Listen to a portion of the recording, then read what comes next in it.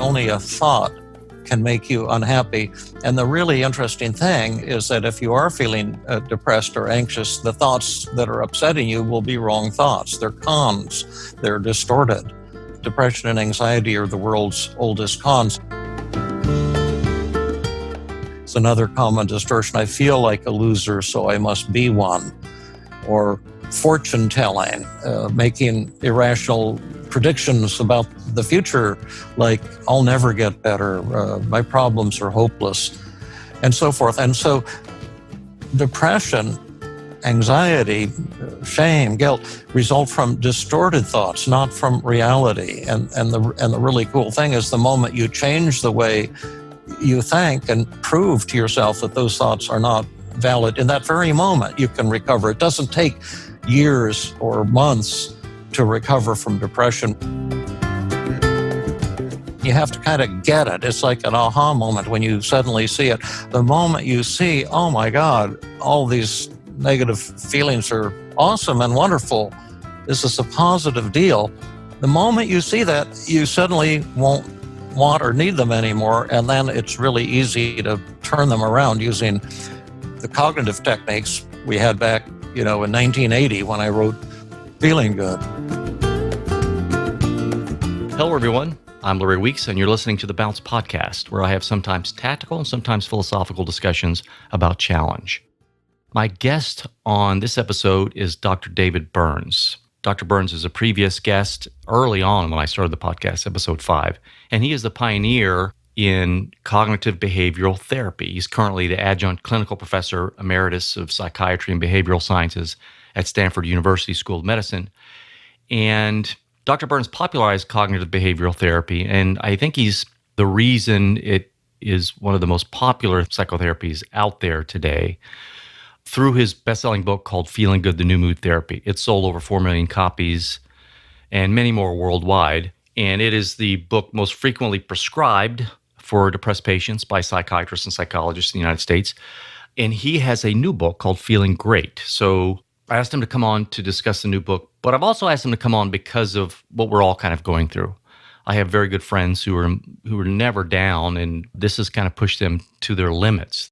So I had Dr. Burns on and have him talk about his new book. He has innovated on cognitive behavioral therapy. And one of the reasons I like CBT is it is a very effective form of self-help. In other words, you don't need a therapist to go through the cognitive behavioral techniques, reading through the heuristics and thought disputing. It's very effective on your own. So I asked Dr. Burns about the latest techniques, and one of the things I wanted to say is, as we go through this, there is a counterintuitive technique or two here that if you experiment with it, which I did, I think you'll find it very effective. It's around resistance. And the founder of analytical psychology, Carl Jung, contended a long time ago that what you resist not only persists, but will grow in size, generally abbreviated to what you resist persists. And resistance can be problematic in that you become stuck on the thing you do not want. Resistance is energy you are imparting to the problem. So keep that in mind as we talk about negative thoughts. So on the show today, we talk about the techniques in dealing with anxiety and depression, and specifically we talk about the pandemic. We cover the basics of CBT again. And as I said, episode 5, check that out if you want more in-depth review of the basics of CBT. And then we go into the new treatment protocol that David has created, TEAM CBT. And it involves agenda setting, honoring negative thoughts, which is the paradoxical kind of technique. What's a healthy and what is an unhealthy negative thought, and the differences there. And David gives some great case studies of patients that he's counseled using some of these new techniques. So without further ado, here's David. Thank you very much, Dr. Burns, for coming on. Thank you. I would like to set up kind of the context of the topic. And obviously for the audience listening, there are a lot of people that I talk to, and one of the reasons I had you on are they're feeling blue.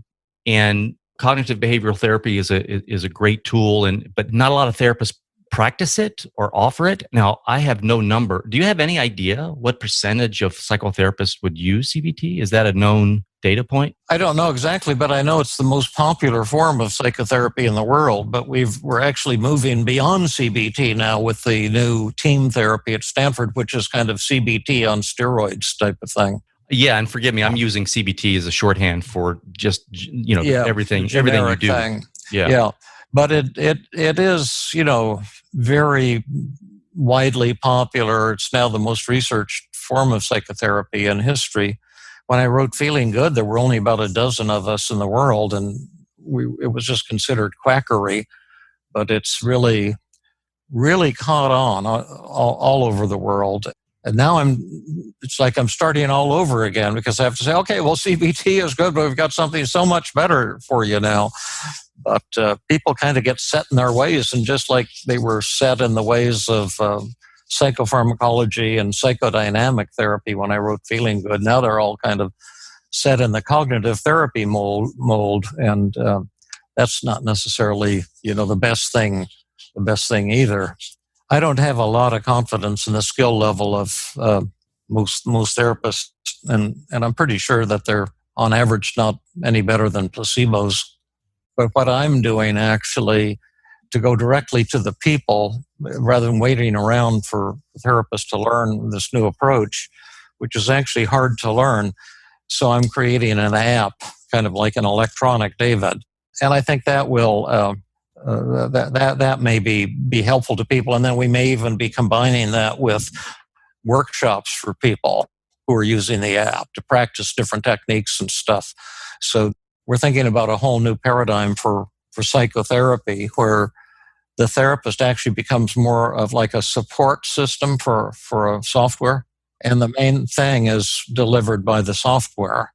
When you get the app, when that's done, let me know. I'd like to link to it on my site. Okay, great. Yeah. Perfect. Now, if people want to be beta testers, we don't know what we're going to do with them because we only thought we'd get a few beta testers. We've got many hundreds of people.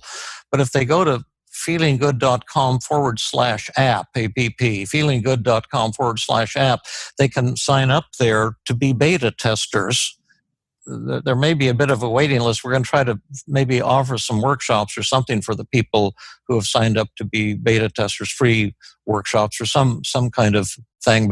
And then the new book, Feeling Great, they can get on Amazon. And I'm hopeful that will be as helpful to people as Feeling Good was, maybe even more helpful, because it's got all these new techniques that I didn't have at the time I wrote Feeling Good. That was all about cognitive therapy, which was great and still is great, but cognitive therapy doesn't do it for everybody. And then my research and clinical work has been asking the question, the people who don't respond, what's different about them? Why, when therapy fails, why does it fail?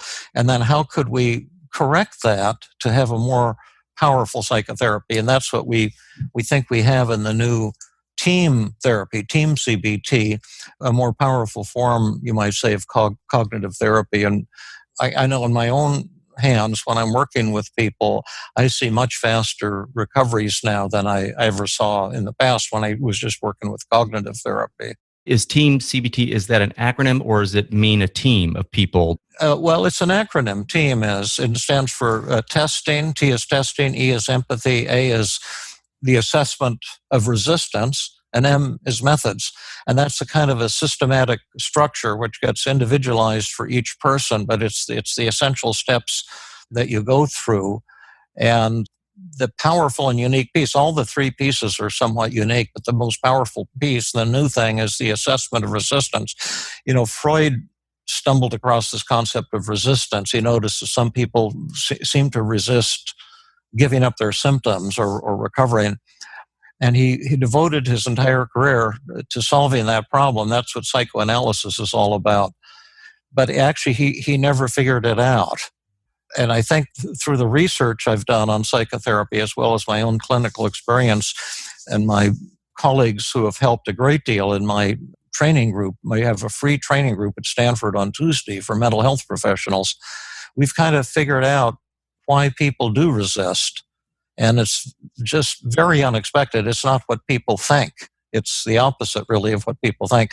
And we've also developed really neat new techniques for melting away resistance. Actually, the first time I sit down with someone, I can bring their resistance to conscious awareness and then kind of dissolve it, really. When you talk about resistance, I think one of the new techniques that you have is positive reframing. So, one of the things I found to be true in my experience, Dr. Burns, is that if I have a bad mood or negative or bad feeling, what have you, the more I resist that, say, I don't want to have this, I don't want to have it, the bigger and more powerful it gets for me. And so you're saying that you now have this technique, positive reframing, where you will somehow kind of honor and accept those negative thoughts and feelings before you go about trying to change them. Is that right? That's perfect. And it's so unintuitive. We really try to talk someone into not giving up their symptoms, but keeping their symptoms, and show them that depression, anxiety, guilt, shame, worthlessness, loneliness, embarrassment, hopelessness, frustration, anger, any negative feeling is actually not due to like a chemical imbalance in your brain or a mental disorder. It's hardwired, right? It's survival. Well, that's partly true. That's for sure.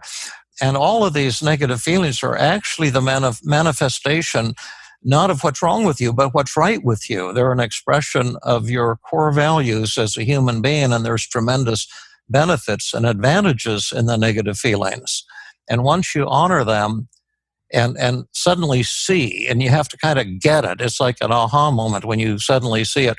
The moment you see, oh my God, all these negative feelings are awesome and wonderful, this is a positive deal. The moment you see that, you suddenly won't want or need them anymore. And then it's really easy to turn them around using the cognitive techniques we had back, in 1980 when I wrote Feeling Good. So let's back up. So we're all locked down, most of us, many of us, and we're as you said, we're all kind of have heightened forms of either anxiety, in some cases we have full-blown depression. So let's see if we can help some people today, Dr. Burns, because you're a pioneer in CBT. You've innovated on it, you've evolved it, and now you've got even more techniques. So I want to jump in here. So the basic idea, just as a review here, of CBT in your book, Feeling Good, which is, by the way, that's a classic. Everybody go get it. And then I'm very excited about the new book, Feeling Great. But one is we feel the way we think. In other words, there's, we have thoughts or cognitions, and either they're happy or sad thoughts, and I'm oversimplifying it, negative or positive. But our feelings or our mood are going to come from those thoughts. Yeah, and that's not a trivial thing, and it's something that's hard for people to grasp but it goes back, as 2,000 years to the Greek Stoic philosophers. Epictetus said people are disturbed not by things, not by events, but by the views you take of them. People hear that goes in one ear and out the other, and they're saying, oh, yeah, but it's still the events that make me unhappy. Like if I had cancer, it's the cancer that's making me unhappy, not my thoughts. But actually, that's not true. Cancer can't make anyone unhappy. Only a thought can make you unhappy. And the really interesting thing is that if you are feeling depressed or anxious, the thoughts that are upsetting you will be wrong thoughts. They're cons. They're distorted.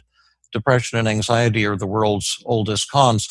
We had a podcast with a dear colleague, Marilyn, a psychologist who went to the doctor for a routine checkup. She thought she was fine. And 2 or 3 days before the podcast, he says, you've got stage 4 lung cancer. And she was terrified. And, she said, would you be willing to help me? Can you treat me? So she came down to my house, drove down from Oakland, and sat down. A colleague of mine agreed to be kind of co-therapist, and we recorded the session and recorded it as one of the Feeling Good podcasts, live therapy with Marilyn. But it was just so interesting that it really wasn't the cancer, but her thoughts that were upsetting her. And at the start of the podcast, she was sobbing uncontrollably, and her depression on a 0 to 100 was 100, the worst a human being can have. Her anxiety was 100. Her rage was 100. All the negative feelings were the worst a human being could have. And by the end of the podcast, the session, she was laughing uncontrollably. Not only had her depression vanished completely, but she was in a state of joy. But a lot of her thoughts, there were on many things, all like, I'm going to die sooner than later. But a lot of it was about religious things. She was telling herself, I'm doubting the existence of the afterlife, so I'm a bad Catholic, and I should be more religious, and I should believe in God. And then her anger was a lot of my religious teachers were frauds. They were selling me on things that weren't true. And she had all of these distorted thoughts about religion. And once she talked back to those thoughts, suddenly her depression disappeared. It wasn't primarily the cancer, but what the cancer meant to her in the sense that if she died or if this happened because of the cancer. It's interesting that you landed on that. We just found out my father-in-law has cancer. Oh, I'm so sorry to hear that. Oh, gosh. He's in the hospital. He's at the moment he's fine. He's got a touch of pneumonia. He doesn't have COVID. So there's the healthy sad and an unhealthy sad. So we're sad that this is happening. How can we tell the difference between a healthy and unhealthy sadness? Well, there's just a simple thing that distinguishes them. I like simple ideas because I have a kind of simple mind, and all of your emotions result from thoughts. But every emotion, there's a healthy version, healthy sadness, and then unhealthy depression, and they're very different. And then there's healthy fear and neurotic anxiety, and they're very different. There's healthy remorse, and then there's neurotic guilt. There's healthy anger, there's unhealthy anger. And the main difference is that healthy negative feelings result from correct negative thoughts. They're not distorted. It's based on reality. It's based on reality and without distortion. So I remember I had, a cat that I loved so much, Popcorn. He'd become my best friend. And I was a cat hater. My wife converted me to a cat lover.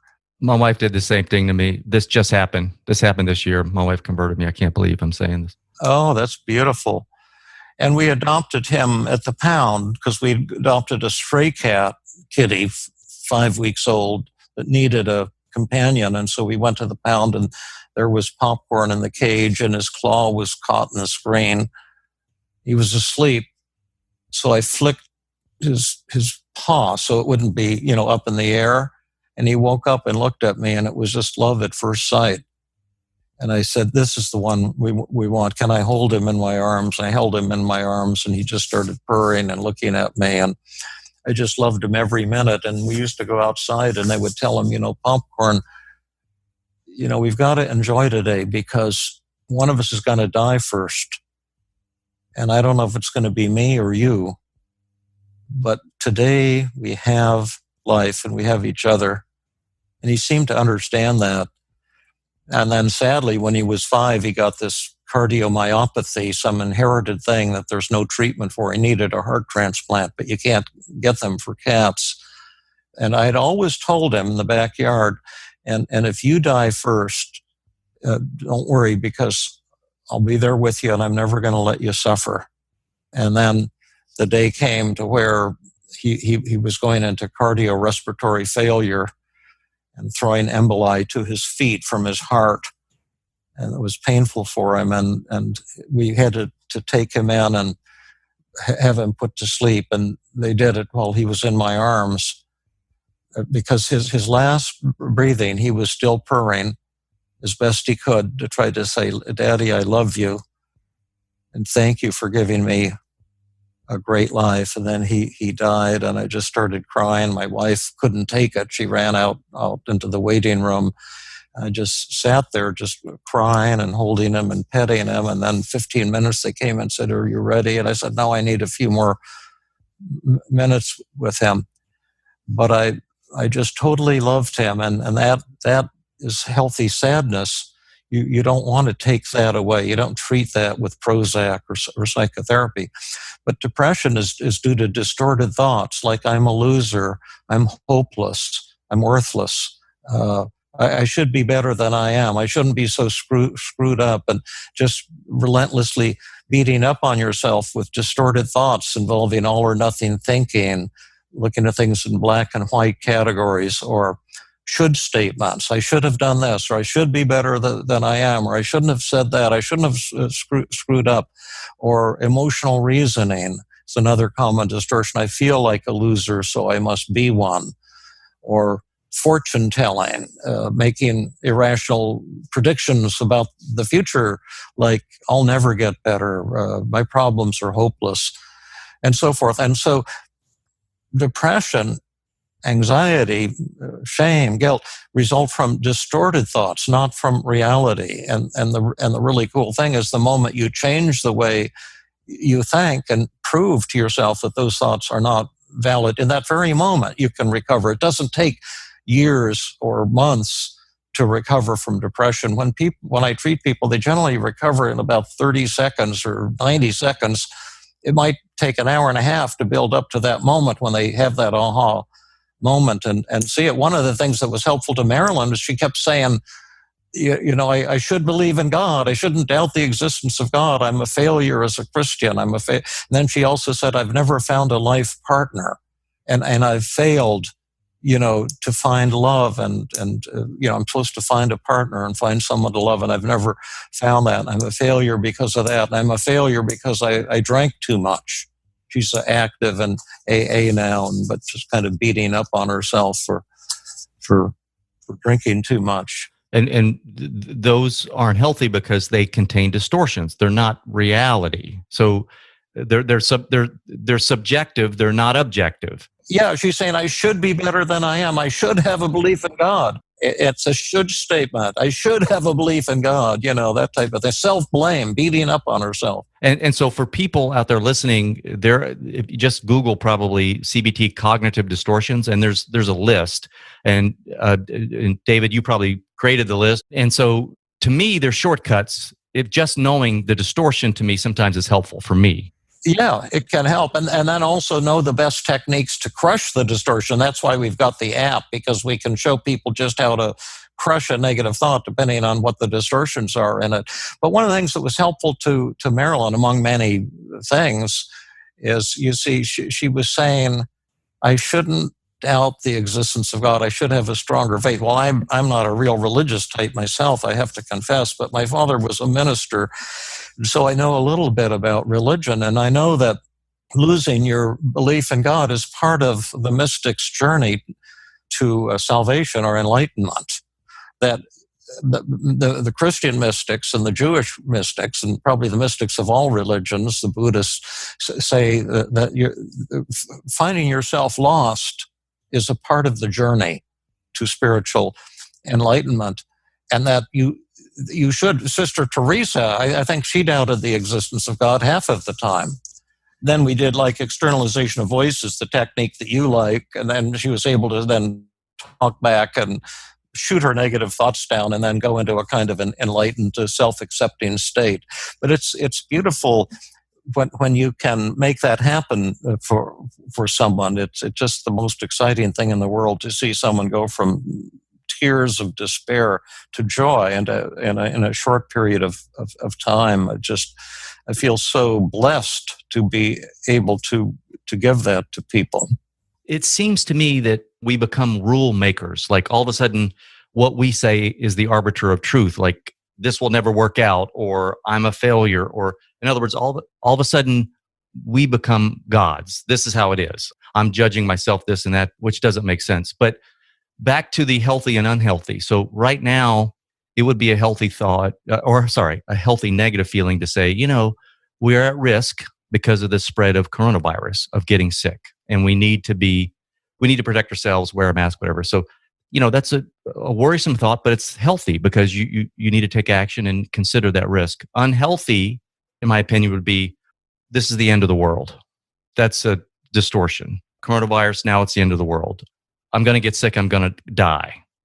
These are unhealthy in my opinion but you tell me, because they are distorted. They are fortune telling. Well, actually, what you're saying is a really beautiful example. I do a lot of live therapy on the podcast, and I've had a series recently called Corona Casts. They come out on my Feeling Good podcast, but I just changed the name, and we've had I think about 8 so far, CoronaCast, they generally feature someone who's terribly depressed or anxious in conjunction with this coronavirus thing. And we had one the other day that's about to be published. It'll be, I don't remember if it's just a one-part thing or a two-part thing, but it was one of the members of my Tuesday group at Stanford had what he called an existential depression, and I treated him live in front of the students and recorded it, and he gave permission to use it on a podcast. But his problem was, a few years ago, his life was going really bad. He got married, sold his condominium, 2 months later got divorced. His practice wasn't going well. He was out of money. He had to go back and live with his mother. And then she got cancer and died. And right after she died, his life just started turning around. He found a new woman, got divorced, his practice started booming, his life is going beautifully.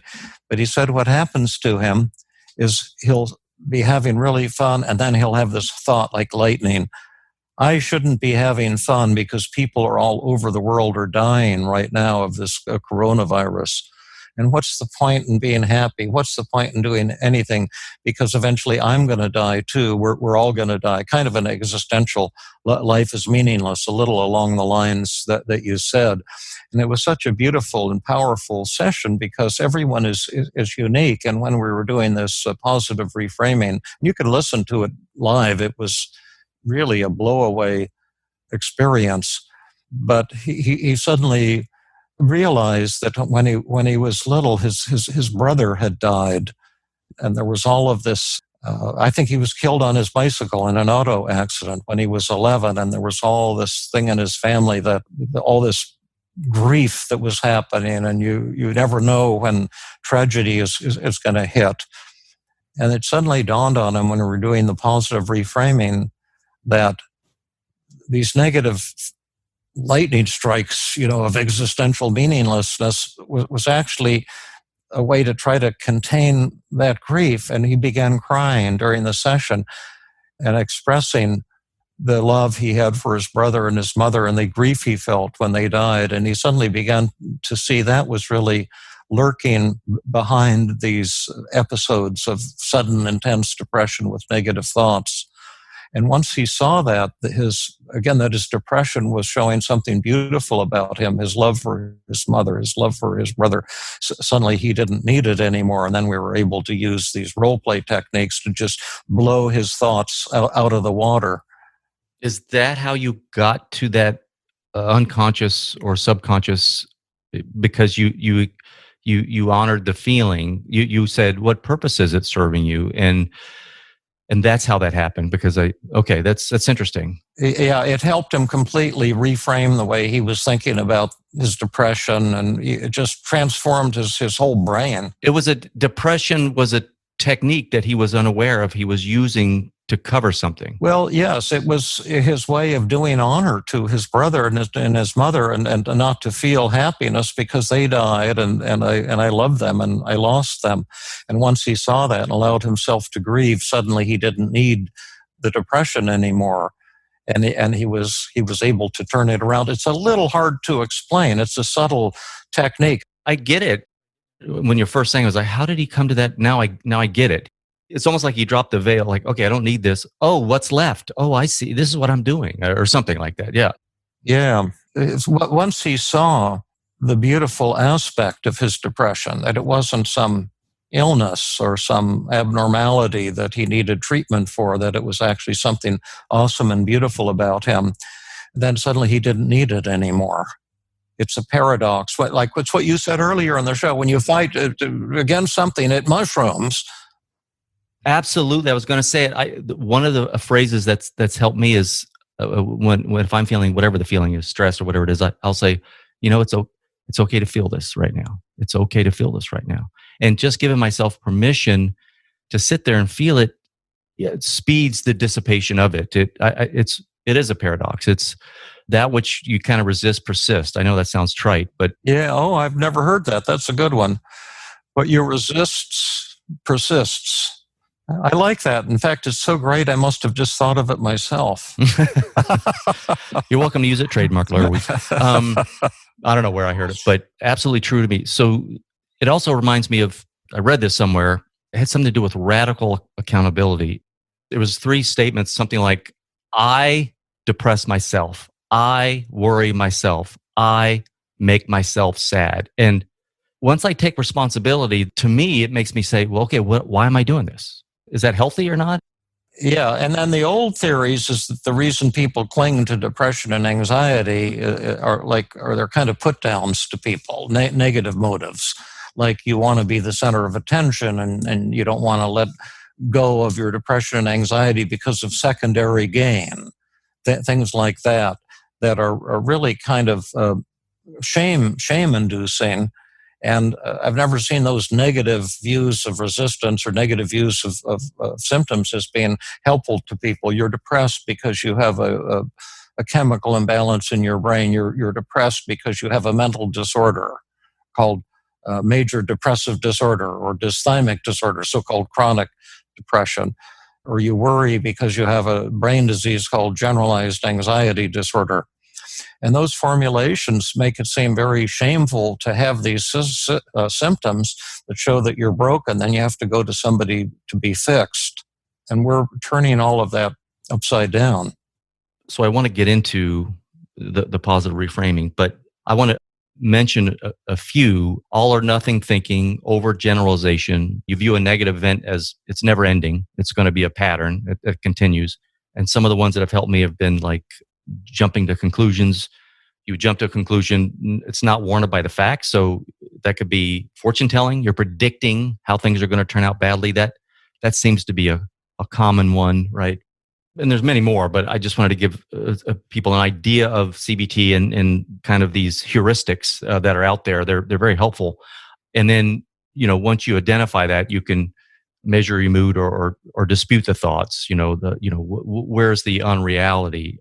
Yeah, to prove to yourself that the thought isn't true, but we all resist doing that because the thoughts seem so true. You can't really imagine that there's any distortion. When I was a psychiatric resident, I used to go to Dr. Beck's weekly seminar. That's when I was learning how to do cognitive therapy, and I would get consultation on different cases. And once I talked about some patient who was way behind paying his bill in the clinic, and I said something about it to the patient, and then when I talked about it to Dr. Beck, he said that I had handled it incorrectly, and I panicked when I heard that, and suddenly I began to feel depressed. And when I went home on the train, I started telling myself that, like, I was a failure as a psychiatrist because of this event, that I would never have a future as a psychiatrist, that I was a terrible therapist and a terrible human being.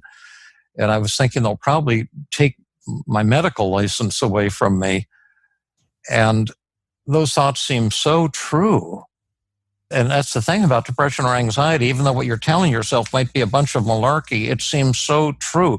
And then I got home and I said, well, gosh, I better go and run and get my brain endorphins up. There used to be that baloney stuff about exercising causing your brain endorphins to go up. There's actually no evidence for that. Just something that somebody made up, but I was believing it. So I went out and I ran 6 miles on a real severe hilly route. And the longer I ran, the more true it seemed to me that I really was a worthless human being. I thought you were going to say you tripped and broke your ankle, and then you really, No. I said, my gosh, how did it take me so long to realize what a horrible human being I am? Then I got home and I said, David, write your thoughts down on a piece of paper. Maybe there's distortions. That's what you tell your patients to do. And I said, oh no, my thoughts are real. My thoughts aren't distorted. And I said, well, write them down anyway. Just your patients don't want to write them down. You don't want to write them down anyway. So, okay, I'll write them down. So I wrote down, number 1, I'm a terrible human being. Number 2, I have no future as a psychiatrist. Number 3, they'll probably take my medical license away. And then when I looked at them, I said, oh, wait a minute. Is there some all or nothing thinking going on here? Some hidden should statements? And then I saw, this is baloney, what I'm telling myself. Those thoughts aren't true. And I said, what's another way? How could you talk to yourself differently, David? I said, well, I could tell myself I'm a beginner. Beginners are entitled to make mistakes. That's how you learn. And probably when I'm an old man, I'll still be making mistakes and learning. Why not accept it? Why don't you're going to see this patient tomorrow? Why don't you just apologize to him and tell him you screwed up and use it as a chance to deepen the relationship? And all of a sudden, my heart was leaping with joy. And I said, oh my God. And then I saw the patient the next day. I said, well, I screwed up so badly. I was criticized by my supervisor. I've been feeling terrible about it. I really let you down, and you probably feel hurt and angry and pissed off. I'm so glad you came back. Let's talk it over. And he absolutely loved it. And I had the best session ever. All right. So we have people listening, and because of everything that's going on in the world, and it could be a lot of other things going on for each individual, but so let's say they're depressed or very anxious. Let's do a little positive reframing. So the first thing I think you would recommend, right, is we're gonna acknowledge the feelings, and we're gonna honor them, and then we want to find out, does the person want help with the negative feelings? That's right. Yeah. The negative thoughts and feelings. And then instead of fighting against them, what we do in team therapy, before I try to help them change these distorted thoughts, I would say, what does your anxiety show about you that's positive and awesome? And what are some benefits of your anxiety? And you're very self-critical. What does your self-criticism show about you that's positive and awesome? You and your core values. What are some benefits of your self-criticism? Well, you can come up with a lot of benefits of self-criticism. It shows you have high standards. It'll motivate you to work really hard. It may show that you really care about other people. Like my negative thoughts showed I really care about my patients. And it's important to me to do a good job, for example. And my anxiety will keep me alert and make me motivated to learn, to not make the same kind of mistake in the future. And my shame and guilt shows that I have a moral compass. And, on and on and on. And my depression shows my passion for what I'm doing, and my fear of losing what is, the calling of my life, to learn to do therapy for people who are depressed and anxious. And then when you list all these beautiful things, then you can ask yourself, well, maybe if I had a magic button and they could disappear, maybe it's not such a good idea to press that magic button, because then all these beautiful things about me will disappear as well. They'll all go down the toilet along with my negative feelings. And then what we do in the new team therapy to resolve this dilemma, because now the person's in a dilemma. I want to change, but if I change, I'm going to lose all the best parts of myself. Because we can usually make a list of 25 things that your negative thoughts and feelings show about you. Real, positive, powerful, important things. And then we generally say, well, maybe it's not a good idea to get rid of your feelings completely, but maybe we could dial them down a little. So let's imagine most people I see, they're at the beginning of the session, they're 90 or 100% depressed. And then I say, what would be a lower level that you could keep all these beautiful things about yourself and be less depressed? And then they might say, well, 15%. And I said, is that enough depression for you?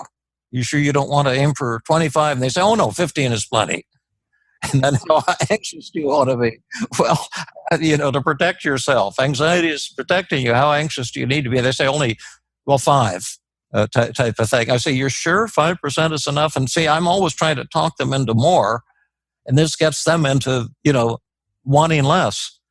And then once they've re-rated all of their negative feelings, I measure their feelings in 9 different dimensions. And once they then have their goal, then we go ahead and crush the negative thoughts, which happens really quickly because they're not resisting anymore. And then typically all the emotions go to zero. That's how it works. So I think there are people listening that may not realize the importance of this first step of acknowledging, embracing, accepting, or honoring the negative feelings, because it's so counterintuitive, right? But let's pause there and just talk through the steps again. So the first step is honor the negative thoughts. Don't stop resisting them right now. Stop resisting them. But then really ask yourself, if you had a magic button and you pressed it, all these bad thoughts or negative feelings would go away. Would you push it? Yeah, and you'd be suddenly euphoric. You'll go into a state of intense happiness. Okay, so just ask yourself that question, and if you say yes, we'll go. We go forward. Yeah, sure. Everyone wants to press the magic button.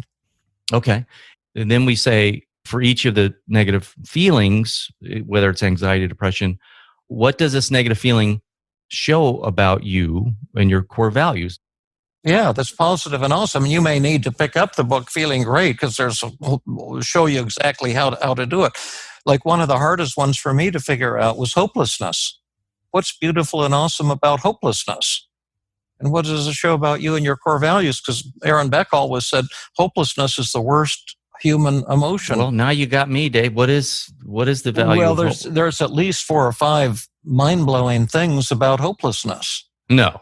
Yeah, absolutely. But first place, it shows that you're really honest and realistic because you probably had a lot of failures in your efforts to overcome depression. And so if you're hopeless, you're facing the facts of your life, at least as you know them, rather than being in a state of denial. And another great thing about hopelessness is it's going to protect you from disappointment. Because you see, if you pick up my new book and talks about how quickly people can recover, and you get your hopes up, and then the book doesn't work or the therapy doesn't work, then you'll be crushed.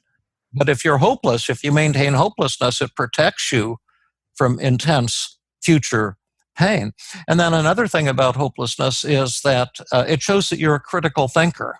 See, that's what I went to Amherst College for. I had a liberal arts education and taught me how to be a critical thinker. That was the main thing. And so, like, if you're listening to the show and you say, oh, Burns has this book that can kind of cure people without a therapist, if you swallow that, then you're really gullible because it sounds like nonsense.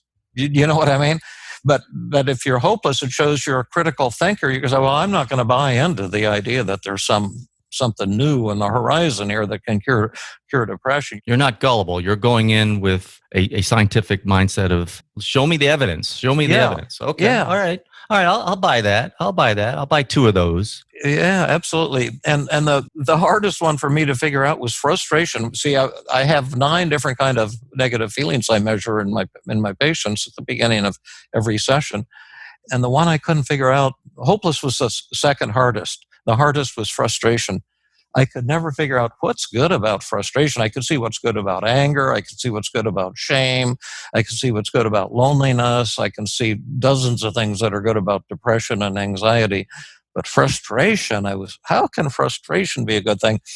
And I was just racking my brain, and I was downtown in Mountain View, California, on Castro Street, and there was this kind of place where you go in and you have coffee, and people have their computers and stuff. And they're drinking coffee, one of those kinds of places. So I thought, well, I think I'll just go in there. That's called a Starbucks, David. Well, it's like Starbucks, but it's like a more elaborate, a 2-story thing, but the same type of deal. Yeah, probably people do that at Starbucks. So I went in there and went upstairs to the upstairs level, and I was racking my brain. There were all these nerdy people or people, let's say people on their computers. And I said, maybe someone in here knows. I finally said, I'm sorry to bother you, but I'm trying to figure out what's the positive aspect of negative emotions. And the only one I can't figure out is frustration. Can anyone in here tell me if there's anything good about frustration? And this fellow shouted and said, it shows you haven't given up on your goals. And I said, wow, that's it. And that's the thing about frustration. If you weren't frustrated, it means you've given up.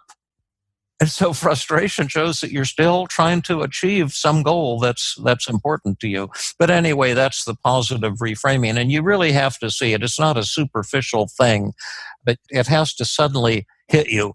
And if at first you can't see it and it seems nonsensical, that's the best way to be, because when it suddenly hits you, it's going to be quite an aha experience. Are people finding relief, just acknowledging, getting to that stage in the process? Does something happen where once they stop fighting and acknowledge it or honor it, that they're able to let go of it or somehow? Or they feel immediate relief. I originally thought it was just to eliminate resistance, and then the methods, M equals methods, comes after that, where we use externalization of voices and double standard and explain the distortion, all these powerful techniques to crush the negative thoughts. But then it occurred to me about 5 years ago, actually at the suggestion of one of my colleagues, Mickey Trockle, he's actually a full-time Stanford researcher now, was a former student. But he said maybe actually the positive reframing, this assessment of resistance thing, actually has antidepressant effects. And I said, I bet you're right. And it does because it reduces shame. So you feel better right away. But it doesn't bring people all the way to 100% recovery. For that, you've got to go ahead and the techniques, the methods, add something that the positive reframing doesn't. You crush any remaining distortions and any remaining negative thoughts. But what it really does, it makes it easier to use those techniques. So people are feeling shame for feeling what they're feeling. Yeah. And why wouldn't you? Culture tells you there's something wrong about you. You're broken. You're abnormal. You have a mental illness. That's good. I'm glad we touched on that because, again, it's so, even talking about it is so counterintuitive. It's like, I could feel my brain resisting, like, what? Yeah, it sounds wacky. It took me years to figure it out, I'll tell you, because I was trying to help people. I think there's a kind of a Buddhist philosophical practice around sitting with feelings, accepting them. Yeah, this is all based on Buddhism. When people recover, it goes to a deeper level, and you realize not only can you not be judged as a human being, your activities can be judged. People can say, Burns, this is a boring podcast. Say, okay, well, you win some, you lose some. I can accept that. But they can't judge David. You can't be judged as a human being. Only a specific thought or action or behavior can be judged. And then you can go to the next level where you see there's no such thing as a worthless or a worthwhile human being. That doesn't exist. Those are just mental structures. And that's another degree of liberation. Then you go to the next step and you realize that the self doesn't even exist. You don't even have a self. The death of the self is actually the birth of the self. The death and the rebirth is the same thing. But not an easy concept. It actually is. It's just very easy. Yeah. But it's very difficult at the same time because it's like the idea that your thoughts create your moods, that external events can't create your moods. That's very simple too, but it's kind of hard to get at first. But it's very, very liberating. I think the Buddhists say, no self, no problem. Yeah. I mean, now on this side of my understanding, I could see this simplicity, but because there is a person here and because I have a name and blah, blah, blah. It's just, it can be hard to understand. It can be confusing. Yeah, it's intimidating because we think I can feel I have a self. What does it mean I don't have a self? It's so disturbing. Plus, a lot of psychotherapy is about amplifying the self and stuffing and building up the self. And oh yeah, being the best self you can be, all that kind of junk. Dr. Burns, thank you for coming on. I really appreciate it. Thank you for being on. It was a joy. And if you ever want to go on to, version number 3, I always have tons of additional stuff. It's a joy to talk with you because of you being you and your wonderful, adventuresome mind. You're kind of like Siddhartha or something like that. And the book, Feeling Great, is there a subtitle? Is it just Feeling Great? I think it's got some dorky subtitle like the revolutionary new treatment for depression and anxiety. Dave, you got to sell this better. Come on, you got to sell. So, Feeling Great. It's a great book. Okay, it's coming out September. When is it? When's the exact date? You can get it now. Pre-order on Amazon, now. Probably when this is published, but it's released officially on September 15th. So if this is after September 15th, you can just get it. Otherwise, you can pre-order it. It's in hardbound or Kindle, and then they'll have the audio on it soon as well. Awesome, and I'll put a link to that pre-order in the show notes. You. And this is the latest iteration or evolution of CBT. Yeah. This is the first true sequel to my first book, Feeling Good. I've written other spin-off books, but this is the first book that has massive orbital leap, entirely new paradigm and entirely new techniques. It has the best of the old techniques, but many new techniques as well.